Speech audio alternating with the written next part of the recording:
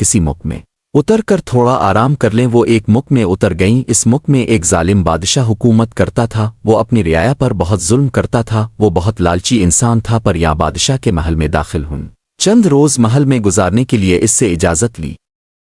بادشاہ نے اجازت تو دے دی، لیکن ان پر بھی بہت ظلم کیا اور ان کو قید کر دیا اور ان کو واپس نہ جانے دیا۔ ادھر پرستان میں ستارہ پری اپنی دوستوں کے لیے بہت فکر مند تھی۔ اس نے کوقاف کے بادشاہ بزرگ سے بات کی۔ کوقاف کے بادشاہ نے اپنے بیٹے کو حکم دیا کہ وہ پریوں کو ڈھونڈ کر لائے۔ بادشاہ کے بیٹے کے پاس ایک چراغ تھا۔ وہ چراغ اس کو ہر چیز کے بارے میں بتا دیتا تھا۔ چراغ نے اس کو پریوں کے بارے میں بتا دیا۔